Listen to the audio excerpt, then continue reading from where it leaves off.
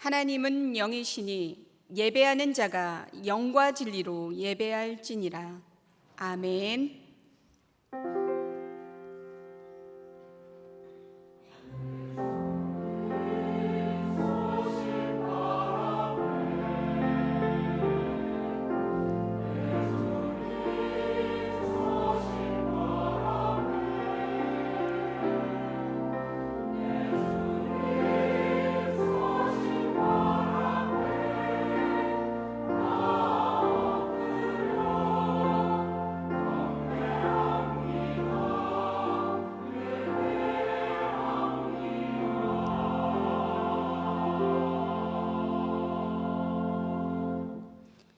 거룩하신 하나님 아버지, 지난 한 주간도 우리들을 크신 능력과 편팔로 붙들어 주셔서 은혜의 보좌 앞으로 나오게 하여 주시니 감사를 드립니다. 우리들의 입술을 열어 지극히 높으신 하나님께 찬양과 영광과 존귀를 올려드리게 하여 주시옵소서. 왕의 지성소에서 드리는 예배를 기쁘게 받아주셔서 예수 그리스도의 보혈의 피로 정결하게 하여 주시고 완전하신 말씀으로 우리들의 영혼을 소성시켜 주시며 성령 하나님의 충만한 임재 가운데 드리는 은혜의 시간 되게 하여 주시옵소서. 우리 주 예수 그리스도의 이름으로 기도합니다. 아멘. 모두 일어나셔서 찬송가 1장으로 하나님께 찬양드리겠습니다.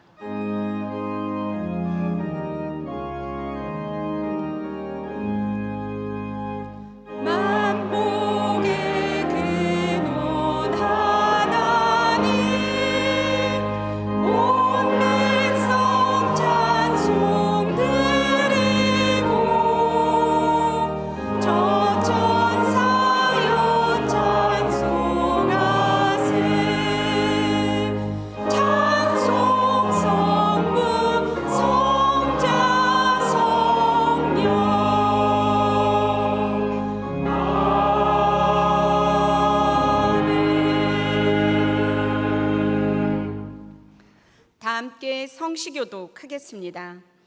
너희 의인들아 여호와를 즐거워하라.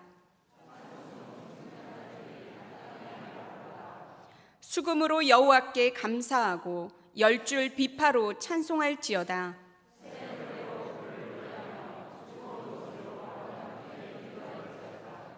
여호와의 말씀은 정직하며 그가 행하시는 일은 다 진실하시도다.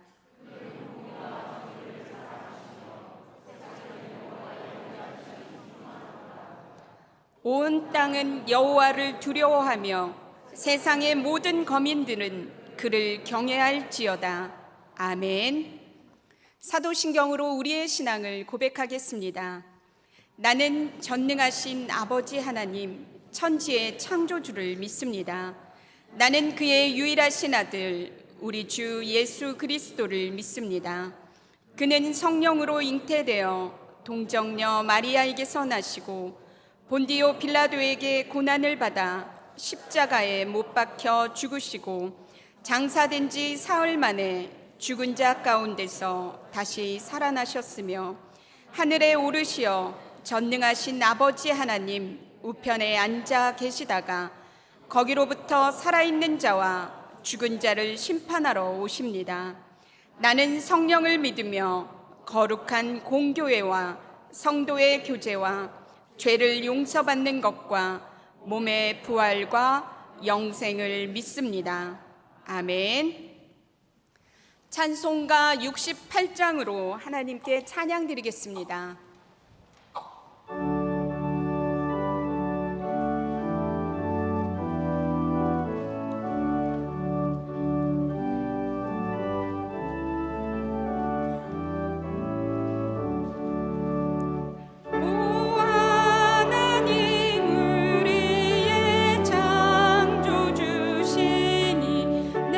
주님께 귀한 것들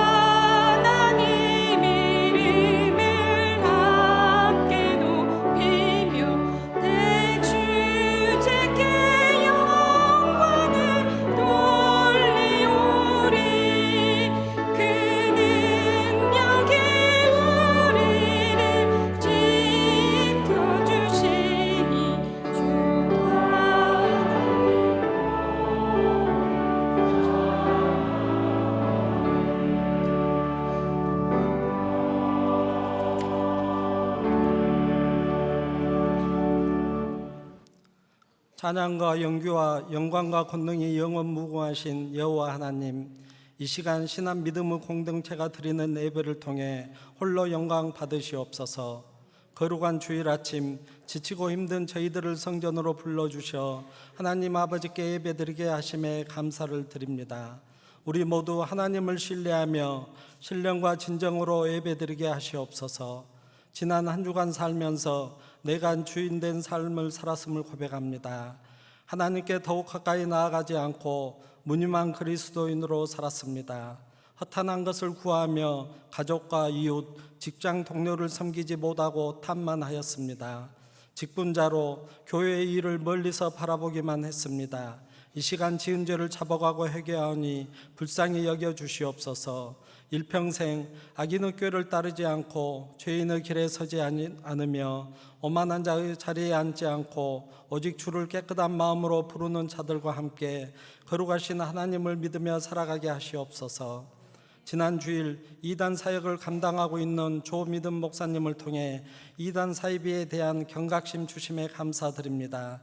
교회 밖 비밀 성경 공부를 권하는 지인들 경계하고 교회 내 소외된 지체들에게 더욱 관심을 갖는 교회 공동체 되므로 이단에 휩쓸리거나 넘어지지 않게 인도하여 주시옵소서. 고령화 사회로 접어든 이 땅에 교회의 거룩함이 손상되고 더 나아가 지탄의 대상이 되며 이단 사이비가 넘치는 시대가 되었음이 통탄스러울 뿐입니다. 교회 지도자들과 믿는 저희들이 각성하고 참된 회개와 신행일치의 삶을 살아 이 땅이 다시 하나님께로 나아가는 재부흥의 은혜 주시길 간절히 기도드립니다.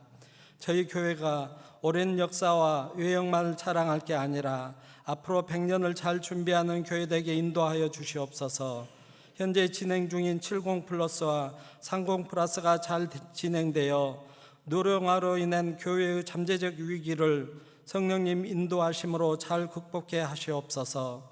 어느 때보다 남북의 상황이 악화되고 방사능 오염수 방류로 인해 국론이 분열되는 이 땅을 불쌍히 여겨 주시옵소서. 다시는 이 땅에 전쟁으로 인한 피 흘림이 없게 하시고 올바른 방향으로 국론을 모아갈 수 있도록 유정자에게 지혜를 허락하여 주시옵소서. 주어진 고난을 남용하지 않고 국민에게 겸손하는 대통령 되게 하시옵소서.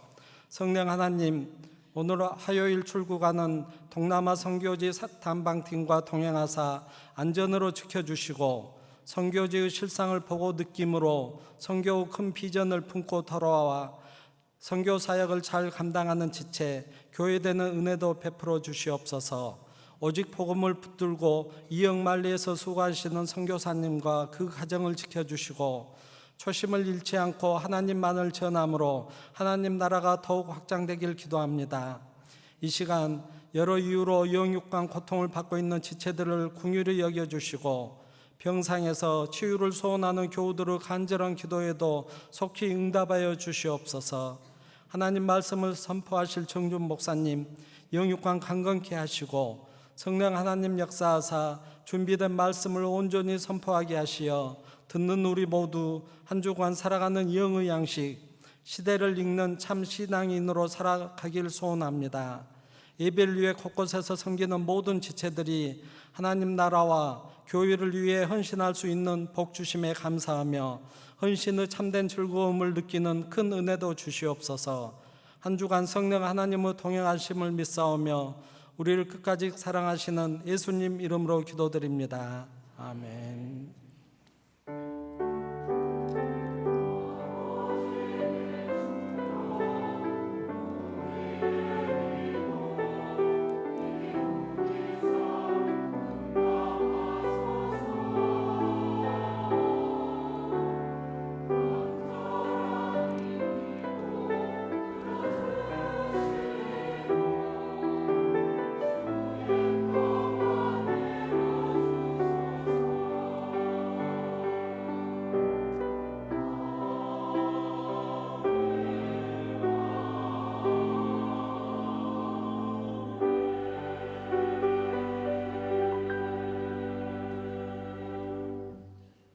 오늘 하나님께서 우리에게 주시는 말씀은 누가복음 10장 25절부터 34절까지의 말씀입니다.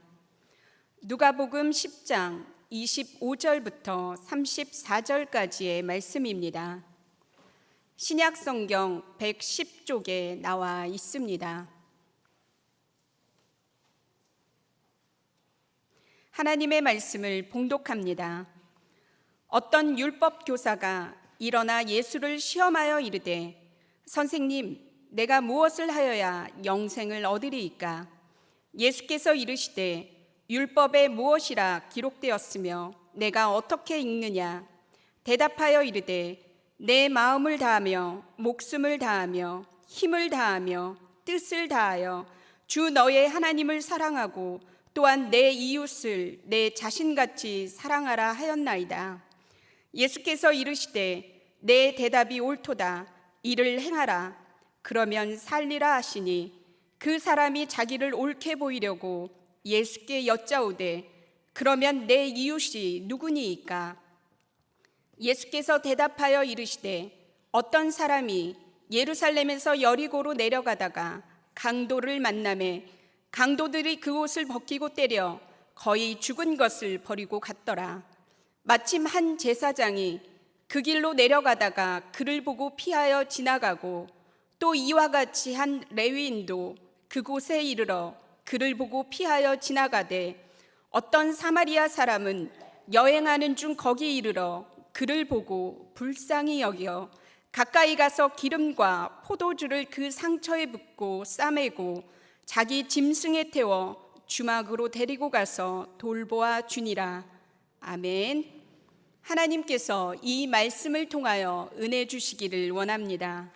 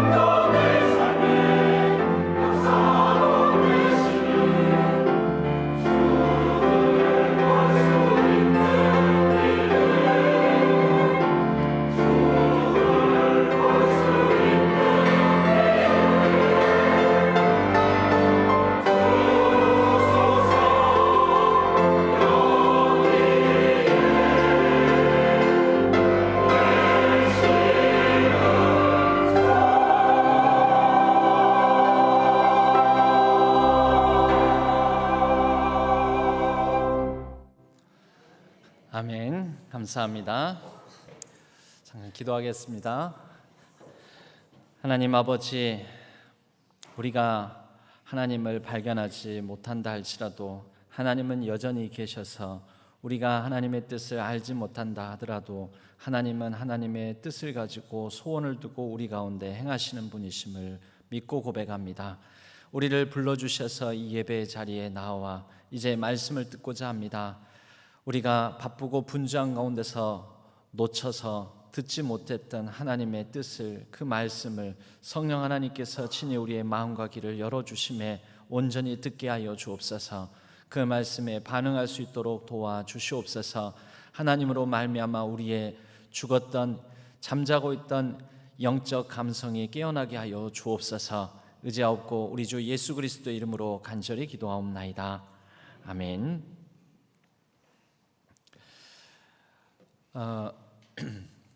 시대를 읽는 신앙이라는 제목으로 함께 말씀을 이어서 나누겠습니다. 이 시대를 읽는다라는 것은 현재 오늘날 이 시대에 상황이 어떤 상황인가라는 것을 함께 나누고, 그것을 바탕으로 이런 시대의 도전에 우리 기독교적으로는 말씀은, 성경은 어떻게 응답하고 있는지, 성경으로, 말씀으로 우리는 어떻게 응답하면서 살아야 할지, 그러한 부분을 나누겠습니다. 오늘은 AI 시대에 관하여서 나누고, 그런 가운데 우리는 기독교적으로 신앙으로서 어떻게 응답해야 될지를 함께 나누었으면 합니다. 여러분들도 이 키오스크, 요즘은 어지간한 이 가게들, 찻집, 또 뭐 아이스크림 가게도 그렇고요. 또 아이스크림 가게도 요즘 무인 점포, 사람이 없이 그냥 이제 자기가 골라서 그 카메라 앞에 바코드를 찍고 스스로 카드로 계산을 하고 나오는 그런 무인 점포들도 있습니다. 한 할머니가 이 손자가 햄버거가 먹고 싶다고 해서 햄버거를 먹이기 위해서 햄버거 집을 갔는데, 주문을 받는 직원이 없고 덩그러니 기계만 하나 있더라는 것이죠.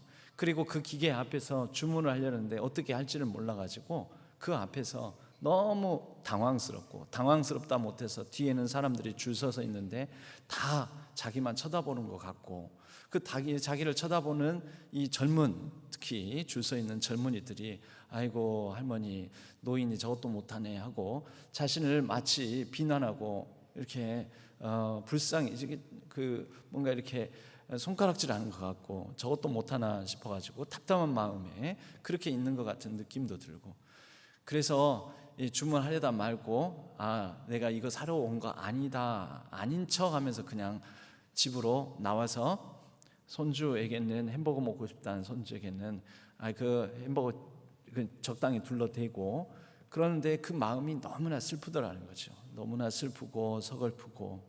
왜 슬펐을까요? 내가 이제 사랑하는 손주에게 햄버거 하나도 제대로 사주지 못하는 그런 비참한 시절을 살고 있구나. 내가 이거 하나도 해내지 못하는, 이제 이것도 할 줄 모르는 그러한 노인이 되어가지고 이 시대에 발맞춰서 내가 살아가지도 못하고 있구나 라는 그런 마음에서 그런 생각을 하고 혼자서 서글퍼 울먹였다라는 것이죠.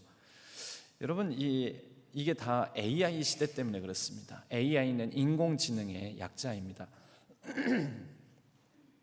인공지능, 곧 여러 그 과학기술의 발달에 의해서 인간을 대체하는 많은 어떤 기계에 의해서 이루어지는 많은 일들이 생기게 되고, 그런 말미암아 여기에 적응하지 못하고 AI 기계라든지 또 키오스크, 이런 주문하는, 동사무소만 가더라도 그 창구에 가서 동사무소 직원에게 등본을 떼는 것이 아니라 요즘은 간단하게 기계 앞에서 스스로 결제하고 그냥 등본을 쉽게 뗄 수 있는 그런 시대인데, 이런 이제 시대 가운데서 느끼는, 적응하지 못하는, 어떻게 이 기계를 다뤄야 될지 모르는 그런 분들에게는 상당히 소외감을 느끼게 만드는 시대가 되기도 한 것이 사실입니다. 그런데 이런 AI 시대가 어른 세대, 곧 노인 세대들에게 어떤 이런 위기의식으로 작용하겠습니까? 여러분, 어른 세대에게 위기의식으로 작용하는 게 아니라 사실은 좀 더 현상을 깊게 들여다보면 우선 어른들이 적응 못하니까 어른들에게 위기인 시대일지 모르지만 그 기계로 대체됨으로 인하여서 오늘날 많은 직업, 군들이 사라지고 있습니다. 그럼 그 자리를 누가 대신합니까? 사람 대신 기계가 대신하니까 결국 그 자리에 있어야 될 사람이 보통 노인들입니까? 젊은이들입니까? AI 시대는 어른들에게 위기 상황이 아니라 사실은 사회의 직업 구조를 다 바꿔버리기 때문에 이제 앞으로 이 시대를 살아갈 날이 더 많이 남은 젊은이, 이 미래 다음 세대들에게 더 위기의식으로 작용한다라는 것이지요.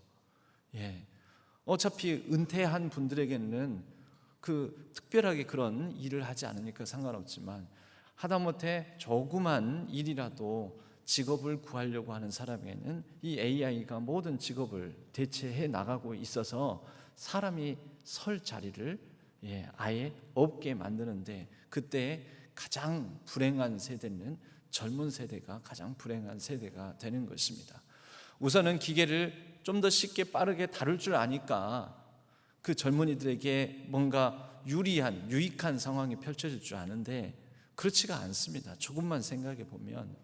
그리고 기술 발달이라는 것은 어른들이 다루기 어려운 기계가 좀 더 편리하고 친숙하게 바뀌는 것이기도 합니다.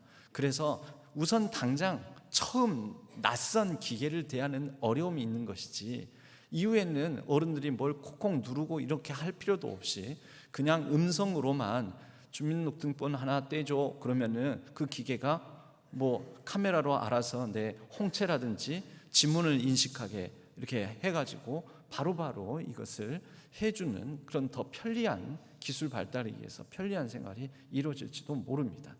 문제는 젊은이들인 것입니다. 제가 일부 때는 시연을 했는데요. 요즘은 스마트폰의 경우에도 예전에는 좀 날씨 찾아보려면 콕콕 찍어가지고 날씨 어플 들어가서 날씨 검색하고 그랬는데 그거 복잡하잖아요. 요즘은 그냥 핸드폰에다가 오늘 날씨 이러면은 날씨를 가르쳐줍니다. 그거 어떻게 하는지 아십니까? 제가 보여드릴게요. 오늘 날씨. 북부 신안동은 구름이 끼고 흐리며 최저 기온이 21도, 최고 기온이 33도로 예상됩니다. 거 봐요. 그만해. 그만. 목사님은 최신 폰이신가 봅니다. 여러분 폰도 다 되거든요. 궁금하시면 500원 들고 오시면 제가 가르쳐 드리겠습니다.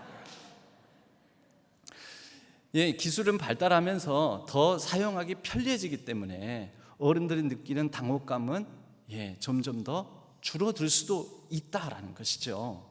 문제는 다음 세대. 결과적으로는 이거는 AI 시대는 인간에게 더 유익하고 편리한 세상이 아니라 또 인간에게는 굉장히 전 세대, 어떤 세대든지 전 세대에게 굉장히 위기요 위협이 되는 시대가 열렸다라고도 우리가 말할 수가 있습니다. 원래는 사람을 정의하는 개념이 있었습니다. 호모 사피엔스, 이런 말 들어보셨습니까? 호모 사피엔스. 사피엔스의 뜻이 호모가 인간이라는 거고요. 사피엔스가 생각하다, 생각하는 인간이라는 거죠. 그러니까 인간을 정의하는데 인간의 특징이 생각할 수 있는 능력을 지녔다. 그런데 이 생각하다라는 개념은, 호모 사피엔스의 개념은 동물에 비해서, 동물은 사고하고 창조적인 생각을 할 줄 모르는데 인간은 여러 가지를 종합적으로 판단하고 사고할 수 있는 능력을 지녔다. 그러니까 동물에 비해서 우수한 인간의 모습을 표현하면서 정의한 게 호모 사피엔스입니다.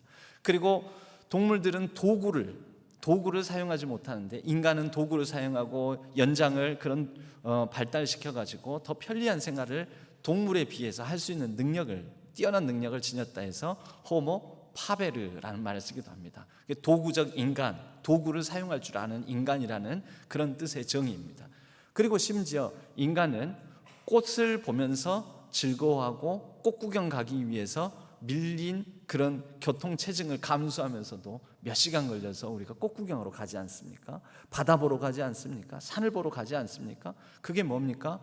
동물은 꽃 보러, 뭐하러 동물들이 꽃 하나 보려고 그 배고픔을 감수하고 또 힘들고 지치는 것을 감수하고 산 넘고 물 건너 바다 건너 가겠습니까? 근데 사람은 한다라는 거죠. 그게 뭡니까? 동물은 느끼지 못하는 인간이 가진 그런 유의적 인간, 감수성을 지녔다는 거죠. 그런 개념에서 호모 루벤스라는 말을 쓰기도 합니다. 여러분, 이게 다 뭡니까? 인간은 동물에 비해서 뛰어나다. 동물과는 다른 특징을 가지고 있다. 그래서 이렇게 인간에 대한 정의가 나왔는데, 오늘날 여러분, 먼저 호모 사피엔스, 대표적으로 인간은 호모 사피엔스, 생각하는, 사고할 줄 아는 인간이라는 이런 정의가 있는데, 요즘 인간의 사고가 동물보다는 뛰어날지 모르지만 기계, 곧 로봇, 컴퓨터보다 뛰어납니까? 요즘은 챗 GPT라는 그런 새로운 검색 기능을 가지고 종합 판단해서 인간이 거기에다가 명령만 내리면 뭐에 대해서 보고서를 한 1000자 이내로 써줘 하면 써주기까지 합니다. 어떠한 상황에 어떠한 감동을 가지고 시를 써줘 그러면 지금까지 나와 있는 모든 정보들을 다 검색하고 분석해서 스스로 창의적으로 문장을 만들어서 시나 소설도 써주기까지 합니다. 그게 챗 GPT라는 거죠. 앞으로 인간이 설 자리가 있겠습니까? 인간보다 더, 인간이 보고서 하나 쓰려면은 어떤 자료를 찾아야 되지, 어디서 뭐를 참고해야 되지 하고 그러다가 시간 보내고, 그리고 쓰는데 한참 걸리고, 쓰고 나서 다시 교정 보는데 한참 걸리고. 그런데 오늘날 챗 GPT라는 그런 빅데이터를 분석하고 AI, 사고할 수 있는 인공지능은 단 몇 분 만에 인간이 며칠 걸려도 하지 못하는 그러한 보고서 또는 시까지도 쓰는 굉장한 능력을 발휘하고 있다는 거죠. 여러분, 과연 그런 인간이 호모 사피엔스, 사고하는 인간이라는 월등하고 우등한 능력을 가진 인간이라고 자부할 수 있겠냐라는 것입니다. 앞으로 점점 그럴 수 있을까요? 이미 인간보다 훨씬 더 빠른 계산, 빠른 판단, 빠른 정보 처리 능력, 그리고 대단한 기억력, 이런 것을 다 지니게 된 컴퓨터와 그 컴퓨터를 활용한 인공지능 기술로 AI, 인공지능이 출현하고 있지 않습니까? 여러분, 이런 시대에, 이런 가운데 우리 인간의 의미, 인간의 가치는 어디 있겠냐라는 것이죠. 우리가 그런데 사실 한번 생각해 보면요, 우리가 인간의 의미, 인간의 가치를 생각할 때 우리는 지금까지, 여러분 여기에서 이제 관점의 전환이 필요한데, 과학기술은 우리 인간의 의미나 가치에 대해서 과학기술이 더 발달한다고 해서 인간의 의미 있다, 인간의 가치 있다라는 것을 우리에게 전해주거나 알려주지를 못합니다. AI를 그래도 인간이 만들었잖아요. 그러니까 인간이 위대하잖아요. 그렇게 우리는 위로를 받을 수 있을지는 모르는데, 사실은 과학기술은 우리 인간의 위대함, 인간의 가치, 인간의 의미를 우리에게 발견해 주게 하거나 가르쳐 주거나 하지 않습니다. 이것은 종교의 역할이요, 이것은 기독교의 역할이요, 또 이것은 바로 성경을 통해서 우리 인간이 얼마나 의미 있고 가치 있는 존재인지에 대해서는 과학이, 기술이 우리에게 가르쳐 주지 못한 것을 우리는 성찰해보고 발견하고 거기에서 찾아내야 됩니다. 그렇지 않다면 우리는 점점 더 AI에게 밀려서, 로봇에게 밀려서 무력하게 쓸모없다, 우리는 의미 없다, 가치 없다, 그렇게 살아야 하는 것이죠. 여러분, 그동안 우리가 사람의 가치, 인간의 가치를 어떤 관점으로 보통 생각을 하냐면요, 쓸모, 곧 생산가치와 사용가치로 인간의 가치를 판단하고 생각해 왔습니다. 생산가치와 사용가치는 무엇인가요? 저 사람 참 쓸만해. 뭐 하는데요? 저 사람 글을 잘 써. 저 사람 말을 잘해. 저 사람은 기억력이 좋아. 저 사람은 말귀를 알아들어. 저 사람에게 물어보면은 뭐든지 다 잘 가르쳐줘. 여러분, 이거 사용가치죠. 쓸모가 있다는 거. 저 사람은 요리를 잘해. 저 사람은 뭔가를 기계를 잘 다뤄. 저 사람은 악기를 잘 다뤄. 이런 게 다 뭡니까? 사용가치입니다. 생산가치. 저 사람은 뭐를 만들어내. 특히 이 생산가치로 하늘에서 생각하는 가운데 저 사람은 한 달에 얼마 버는 사람이야. 1년에 얼마 버는 사람이야. 저 사람은 한 시간의 노동의 가치가 저 사람은 얼마만큼이야. 그것으로 저 사람은 대단한 사람이구나, 우수한 사람이구나, 이렇게 우리가 생각하지 않았습니까? 여러분, 인간의 가치가, 인간다움이 바로 이러한 생산가치와 사용가치에 있는 것일까요? 성경은 그렇게 얘기합니까? 인간은 생산가치를 지닐 때 얼마만큼 버느냐, 얼마만큼 쓸모 있느냐, 이런 것으로 사람의 인생의 가치가 정해진다고 우리에게 말씀은 가르쳐주고 있습니까? 오늘 저희가 본 이러한 질문에 응답하기 위해서 살펴보는 본문은 선한 사마리아인의 비유라는 그런 별명이 붙어있는 본문입니다. 여기에 한 율법 교사가 나옵니다. 율법 교사가 와서 예수님께 질문을 하죠. 무엇을 하여야 사람이, 내가 무엇을 하여야 영생을 얻을 수 있겠습니까? 여러분, 성경에 나오는 영생을 우리는 그냥 직독직해 방식으로 그냥 바로 읽으면 영원한 생명, 어떻게 하면 영원한 생명을 살겠습니까? 그런데 이 영원한 생명 하니까 긴 시간 오래 산다라는 개념이지 않습니까? 그런데 성경이 말하는, 성경에서 영생이라고 우리말로 번역된 이 영생은 꼭 그렇게 영원히 죽지 않고 살아가는 불로장생과 같은 개념이 아닙니다. 우리가 오래오래 살면은 인생이 의미 있고 가치 있고 참 잘 살았다라고 말할 수 있습니까? 인생을 좀 짧게 살면, 단명하면 무의미하고 무가치한 삶일까요? 윤동주 시인은 아주 단명한 분이시죠. 30년도 못 살았습니다. 그러나 윤동주 시인의 삶을 우리가 의미 없고 가치 없다라고 말하지 않습니까? 오래 못 살았다고.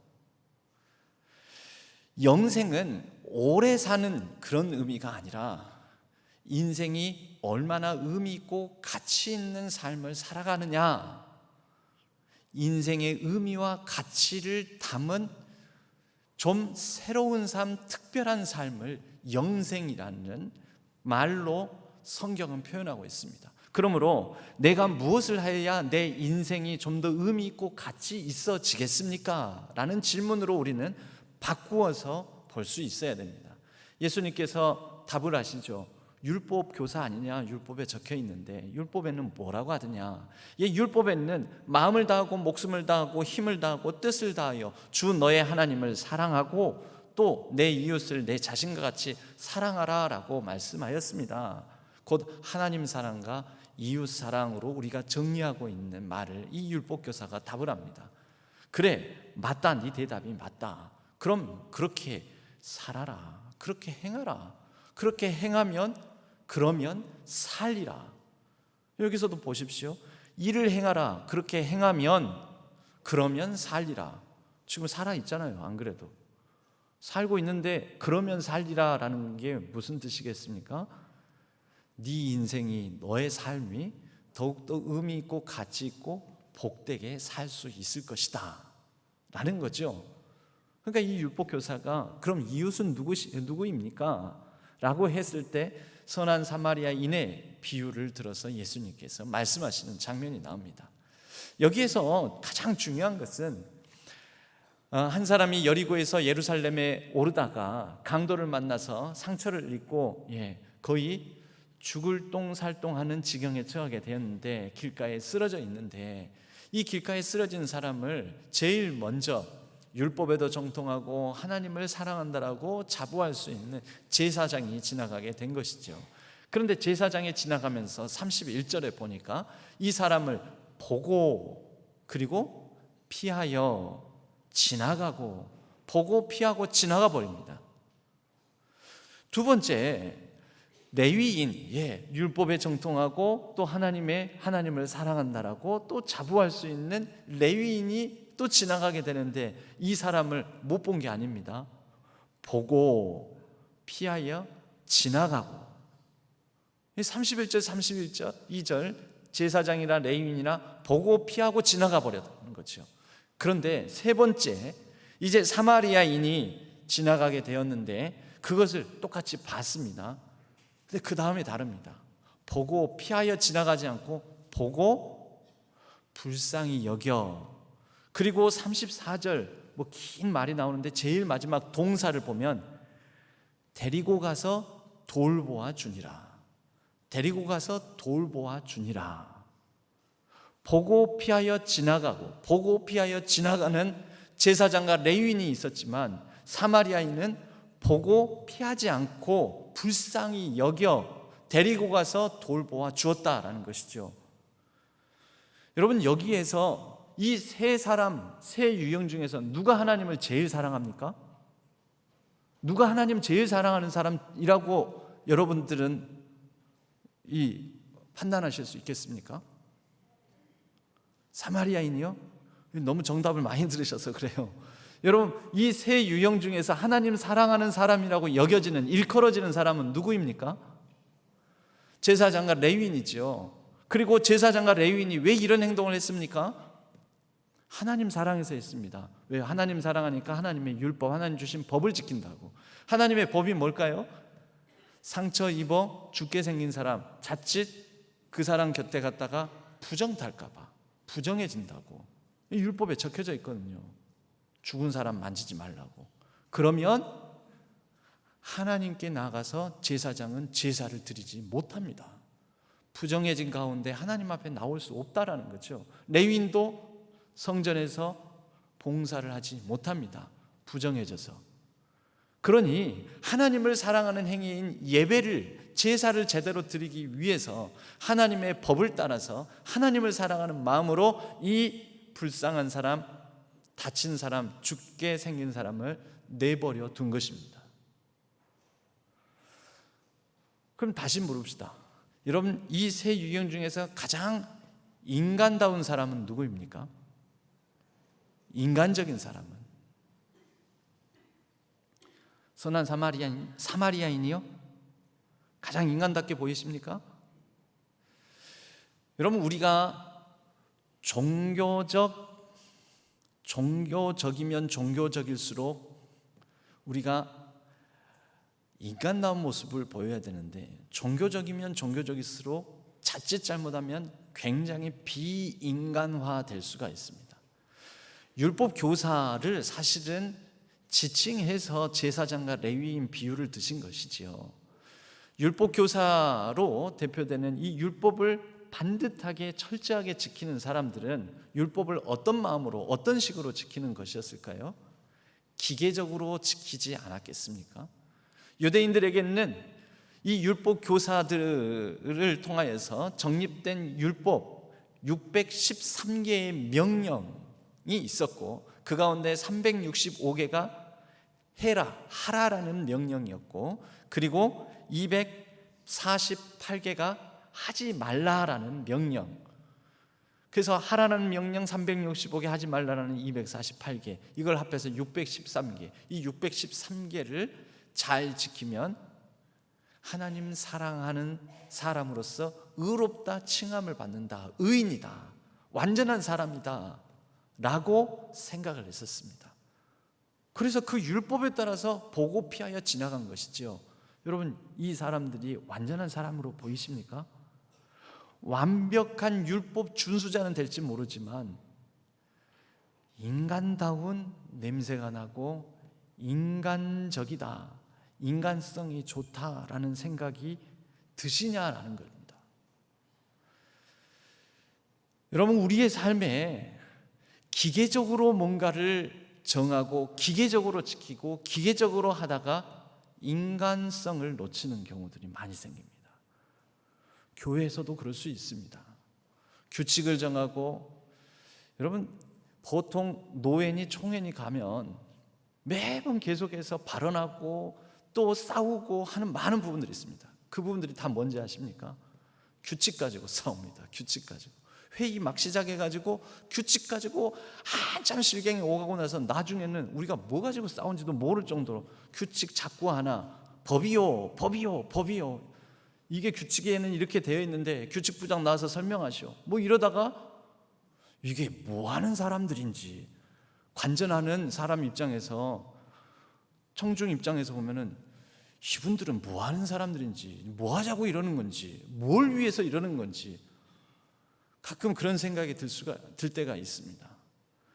여러분, 교회 안에서도 우리가 신앙생활을 이런 규칙, 법, 어떤 기계적 종교 윤리, 기계적 종교 교리를 가지고 하다가 우리가 인간성을 상실해 버리는, 비인간화 되어 버리는 경우들도 너무 많다라는 것이지요.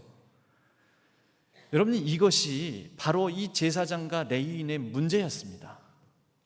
기계화된 인간, 심지어 율법, 성경의 윤리 적용도 기계적으로 적용할 때 생기는 비인간화, 비인격화된 인간성을 상실함의 문제.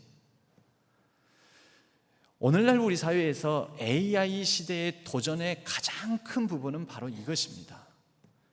AI 시대 이전부터 사실 우리는 우리 스스로를 기계화시키고 살고 있었습니다. 먼저는 공부할 때 어떻게 공부하죠? 비인간적으로 공부하지 않습니까? 그래서 공부하는 기계가 되지 않습니까? 공부하는 기계였다가 그 다음에 이제 좀 바뀝니다. 공부를 했으면 공부한 것에 따라서 일을 구하고 직장을 구하죠. 그럼 그 다음부터는 무슨 기계? 일하는 기계. 그리고 그 다음에는 무슨 기계가 될까요? 일을 해서 악착같이 뭘 봅니까? 돈 버는 기계. 그래서 공부하는 기계, 일하는 기계, 돈 버는 기계, 기계처럼 살다가 나중에 인생을 돌아보니 내가 뭘 남겼지? 여러분, 이게 진짜 인간을 소외시키는 일인 거죠. 그런데 안 그래도 AI가 도래하기 전부터 이런 마음, 이런 관점으로 기계화된 생각과 사고와 판단과 또 기계화된 그런 가치관으로 다른 사람을 측정하고 다른 사람을 판단하고 기계적으로 그렇게 사고하고 살다가 이제 기계보다도 못한 인간으로 전락한 시대를 살게 된 것이죠. 컴퓨터 기계보다도 우리는 계산 못합니다. 기억력도 나쁩니다. 요즘은 컴퓨터, 이 인공지능을 활용한 로봇이 서빙도 잘합니다. 실수도 하지 않습니까? 주인이 제대로만 명령만 내리면. 요즘은 또 이 무기 체계에도 이게 영향을 미쳐가지고 정확하게 판단합니다. 요즘은 자율주행 자동차라는 것이 이미 등장을 했고 도로에도 움직이고 다니고 있습니다. 그러나 완전 자율주행까지는 아니지만 반자율주행까지는 여러 차량의 옵션으로 채택이 되어 있는데, 앞에 차에 따라서 지가 알아서 앞에 차가 빨리 달리면 같이 빨리 달리고 천천히 달리면 천천히 달리고 거리 간격 유지하면서 주무시지도 아니고 졸지도 않고 피곤해하지도 않습니다. 연료만 충분하다면 정확하게, 그리고 차선을 정확하게 지키고 갑니다. 사람은 왔다 갔다 하면서 차선 왼쪽 차선 밟았다가 오른쪽 차선 밟았다 하는데, 여러분, 인간보다 훨씬 뛰어나지 않습니까? 요즘은 인간보다 점점 더 이 AI가 발달하게 되면 여러분, 판사들도 판결을 내림에 있어서 판사의 성향, 판사가 가진 생각, 또 판사가 그날 감정 상태에 따라서도 이 판결에 영향을 미친다고 합니다, 실제로. 그래서 앞으로 AI 판결이 도입되게 되면은 어느 것에도 감정에 치우치지도 않고 컨디션에 좌우되지도 않고 정확하고 엄정한 판결을 내리는 일이 생길 거라는 거죠. 인간보다 더 확실하게, 오로지 법에 따라서. 여러분, 그렇게 되는 세상 여러분들은 유쾌하시고 또 받아들일 만하고, 정말 이제 살만한 세상, 공정한 세상이 됐다라고 여기십니까? 인간이 기계화가 된 의식과 가치관은 이미 이전부터 시작했는데, 여러분, 이것에 대한 해답, 이제 이 AI 시대에 기계보다 컴퓨터보다 못한 인간으로서 살아가게 되는 이 시대에 우리가 회복해야 될 가치는요, 바로 이 사마리아인의 모습입니다. 율법으로 보면 기계적 율법의 적용, 기계적 종교 윤리의 적용으로 보면 잘못됐죠. 틀렸죠. 그런데 무엇보다도 불쌍히 여기는 이 마음, 여러분, 이 불쌍히 여기는 마음은 모든 율법의 가장 핵심 정신인 것입니다. 이것은 하나님의 마음인 것이지요. 하나님께서 인간의 몸을 입고 이 땅에 왜 오셨습니까? 불쌍히 여겨. 사람이 불쌍해서 오신 것이죠. 그럴 필요도, 그럴 의미도, 그럴 가치도 없는, 하나님께 이익이 되는 일이 하는 거 아무것도 없는데 불쌍히 여겨 오신 것입니다. 그리고 그런 마음으로 우리에게도 그렇게 살라고 하셨습니다. 에베소서 말씀에는 4장 32절에 이런 말씀이 있습니다. 서로 친절하게 하며 불쌍히 여기며 서로 용서하기를 하나님이 그리스도 안에서 너희를 용서하신과 같이. 그러니까 예수 그리스도께서 우리 가운데 인간의 몸을 입고 오셔서 왜요? 불쌍히 여기셨어. 그래서 불쌍히 여기셔서 우리의 연약함과 허물과 부족함을 긍휼하게 여기시고 품어주신 것이죠. 바로 그 마음을 따라 사도 바울은 빌립보서 2장에서 이렇게 얘기합니다. 너희 안에 이 마음을 품으라. 곧 누구의 마음이요? 그리스도 예수의 마음. 사도행 빌립보서 1장에서는 사도 바울이 이 비슷한 표현을 이렇게 말합니다. 너희 안에 착한 일을 시작하신 이가. 그런데 이 착한 일을 사도 바울도 감당하는데 그 착한 일의 정체가 그 다음 절 1장 8절에서는 이렇게 말씀합니다. 내가 예수 그리스도의 심장으로 너희 무리를 얼마나 사모하는지. 사랑하는 거잖아요. 섬기는 거잖아요. 감옥 안에서 갇힌 몸으로서 예수 그리스도의 심장으로. 여러분, 예수 그리스도의 심장이 뭘까요? 불쌍히 여기는 마음, 긍휼히 여기는 마음. 여러분, 그 마음을 품고 회복하는 것이 신앙입니다. 신앙은 예수 그리스도의 마음, 하나님의 마음, 곧 그리하여 하나님의 형상을 회복하는 것. 하나님의 형상으로 우리를 애초에 지었습니다. 이 모습 회복해야 되겠죠. 그런데 하나님의 형상이라는 게 눈, 코, 입기 또는 하나님처럼 능력이 많고 하나님처럼 지략이 뛰어나지고 하나님처럼 지혜로워지는 것이 하나님의 형상 회복입니까? 성경은 어디에서도 하나님처럼 능력 있어지는 것을 하나님 형상 회복이라고 말씀하지 않습니다.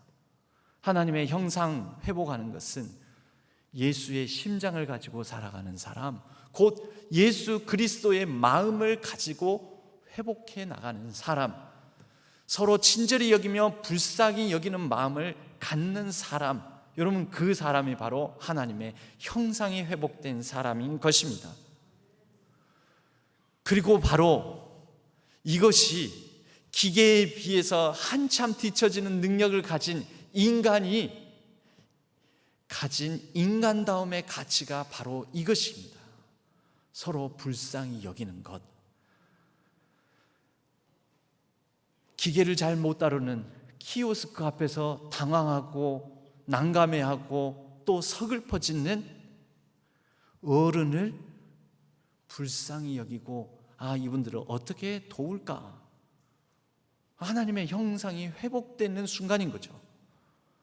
아니, 이 기계가 이렇게 사람이 감당했던 자리들을, 일들을 대신함으로 인해서 요즘 젊은이들이, 우리 자녀들, 손들, 이들이 살아가는 시대가 얼마나 각박하고 힘들까? 그러한 마음으로 불쌍히 여기고, 기계가 인간을 대체함으로 말미암아 빼앗긴 인간의 자리로 인하여서 인간이 무력해지고 무능력해지는 이러한 상황을 놓고 우리가 불쌍히 여기는 마음으로 그러한 시대에 인간을 위하여, 사람을 향하여 어떻게 살아가야 될지를 고민하고 또 대책을 마련해 나가는 것.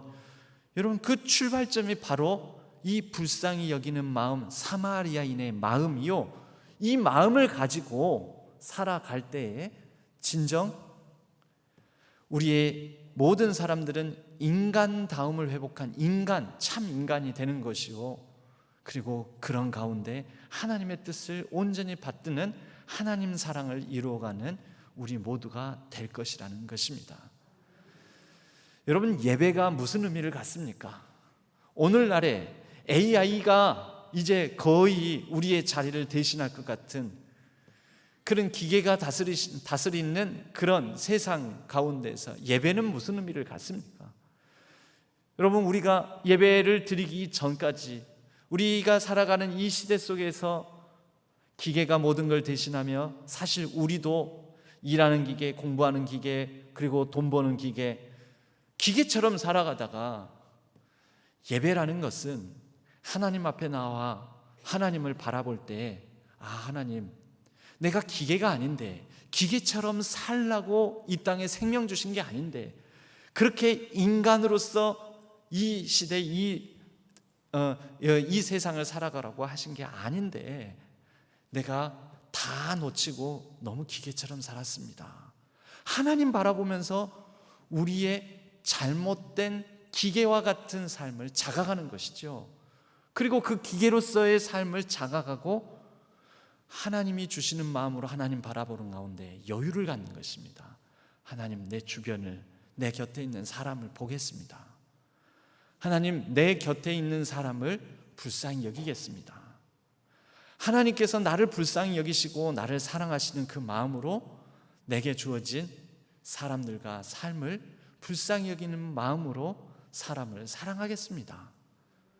여러분, 그 각오와 결단을 하는 자리가 예배의 자리라는 것입니다. 그리고 그런 예배의 자리를 통하여 우리는 하나님 사랑과 이웃 사랑을 회복해 가는 것이지요.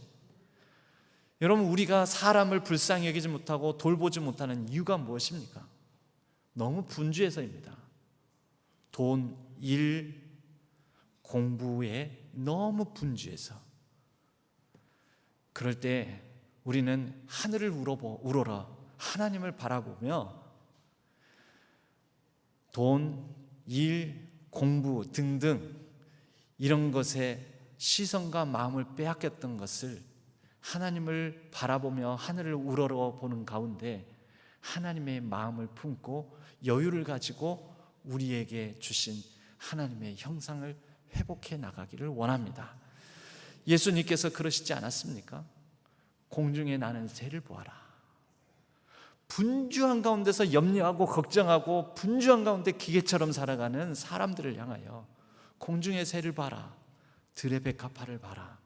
여러분, 이것은 예수님의 시적 감성이자 시적 영성이요, 그 가운데 새와 백합을 보면서 그 너머에 일하시고 역사하시는 하나님을 바라보는 여유를 가지라는 것입니다.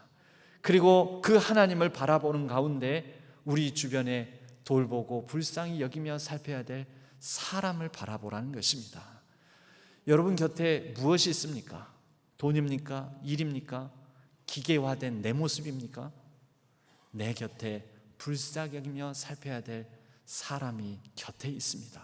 그 사람들을 돌볼 수 있는 불쌍히 여기는 마음만 우리가 잃지 않는다면 AI 시대도 우리가 따뜻한 세상으로 얼마든지 일구며 바로 그러한 마음을 도전하고 권면하는 교회 공동체가 있다면 AI 시대에도 교회는 모든 사람들의, 인간들이 살아가는 인간다운 세상의 희망이요 등불이 될 줄로 믿습니다. 하나님 아버지, 이 시대에 기계가 인간을 대체하는, 그래서 인간의 능력을 능가하는 시대에 우리가 우리의 인간다움을 다시 예수 그리스도의 마음을 품고 회복하게 하여 주옵소서.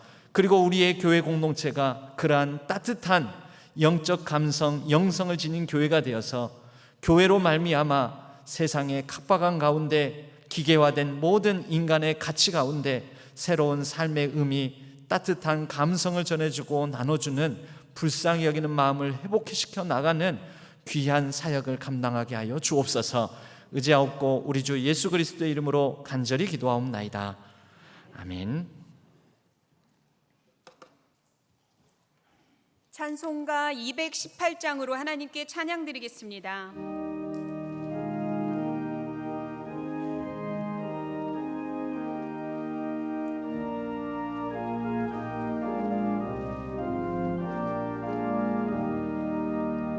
내 맘과 정성을 다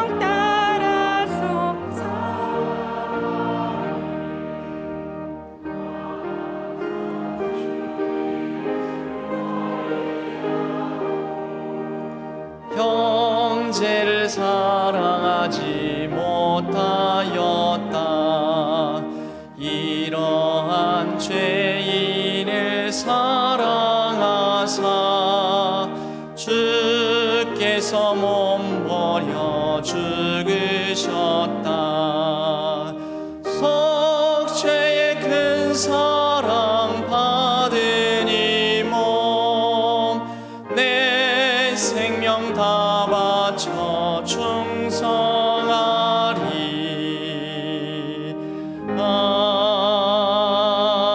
아멘. 하나님 아버지, 우리에게 주신 모든 것에 감사하는 마음을 담아 우리의 정성을 담아 주일헌금으로 11조로 또 갖가지 감사의 제목을 담아 감사 예물로 선교와 비전헌금으로 하나님 앞에 올려드립니다. 기쁘게 받아주시고 하나님의 영광이 하나님의 뜻이 드러나는 예물 되게 하여 주옵소서. 감사하기를 기뻐하는 그 감사하는 마음에 더욱더 풍성함으로 채워주시고 간절한 여러 기도 제목들 위해 하나님께서 선한 응답을 더하여 주옵소서. 우리의 삶이 우리가 연약하고 부족하여 살아가기에 녹록지가 않습니다. 세임과 능력 더하여 주심으로 잘 견디고 이기게 하여 주옵소서. 우리의 가정과 자녀 손들을 복되게 하여 주옵소서. 또한 모든 육체적인 연약함, 질병 가운데서 어려움에 처해 있는 모든 환우들을 기억하여 주시고 속히 병상을 털고 일어날 수 있도록 치유의 광선을 더하여 주옵소서. 온 세상이 어긋나고 깨어지고 망가져 있습니다. 불화와 전쟁 또 여러 부조리와 부정의가 판을 치고 있습니다. 하나님의 정의와 공의, 생명과 평화를 회복시켜 주셔서 온 세계 열방이 온전히 하나님의 백성들이 잘 살아가는 세상이 이루어지게 하여 주옵소서. 이 나라 이 민족도 불쌍히 여겨주시고 위정자들에게는 겸손함과 회개하는 마음으로 공의와 정의로운 통치를 이루어가게 하여 주옵소서. 우리의 일상을 하나님께서 축복하여 주시고 동행하여 주심에 선한 능력으로 넉넉히 감당하는 우리의 매일의 삶이 되게 하여 주옵소서. 의지하옵고 우리 주 예수 그리스도의 이름으로 간절히 축복하옵고 기도하옵나이다. 아멘. 교회 소식은 주보를 참조해 주시기 바랍니다. 오늘 저녁 예배는 1, 2, 3, 4 여전도의 헌신 예배로 드려집니다. 각 모임 광고 참조해 주시기 바랍니다. 30플러스의 모임 가족 나들이가 6월 24일 토요일에 있습니다. 아동부 새친구 초청잔치 달란트 운동회로 용봉초등학교 강당에서 다음 주일 오전 10시부터 오후 2시까지 진행됩니다. 우리 부모님들도 많이 자녀들과 함께 참여해 주시기 바랍니다. 태국 선교지 답사팀이 주보에 게재된 일정으로 진행됩니다. 위에서 잘 마치고 돌아올 수 있도록 기도해 주시기 바랍니다. 그 기간 동안에 임시 교구를 임시 담당할 목사님 이승현 목사님의 교구를 김대성 목사님께서 담당해 주시겠습니다. 신안회보 제54호가 인쇄 출판되었습니다. 배부해 드리니 각 가정에 한 부씩 전도용으로 쓰실 분들은 한 부 더 드린다고 합니다. 상반기 재정감사가 있습니다. 참조하셔서 준비하시기 바랍니다. 그리고 오늘 아까 대표기도 하실 때도 언급하신 이 조믿음 목사님의 이단 대책 세미나 그 내용이 요 책 안에 다 담겨져 있거든요. 이단 백서라는 책이 1만 원에 팝니다. 그래서 이단에 대해서 조금 책을 통해서 도움을 받고자 하시는 분들은 수량이 많이 없습니다. 한 20권 정도밖에 준비되어 있지 않은데 나가시다가 구매하실 분들은 평생 교육부에서 판매를 하고 있으니 사가시기 바랍니다. 기타 소식은 주보를 참조해 주시기 바랍니다.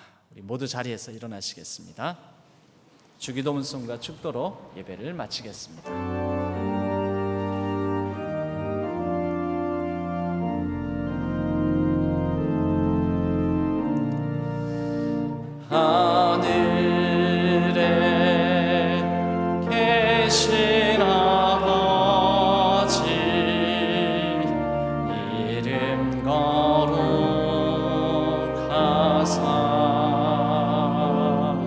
주님 나라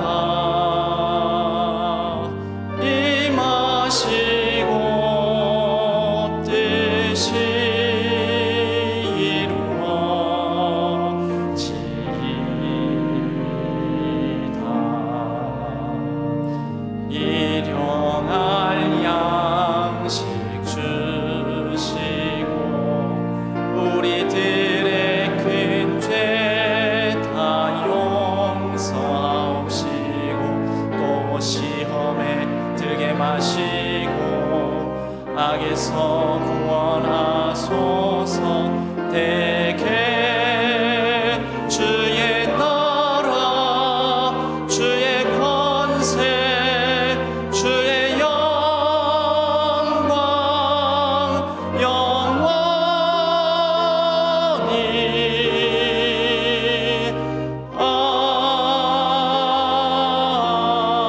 아멘.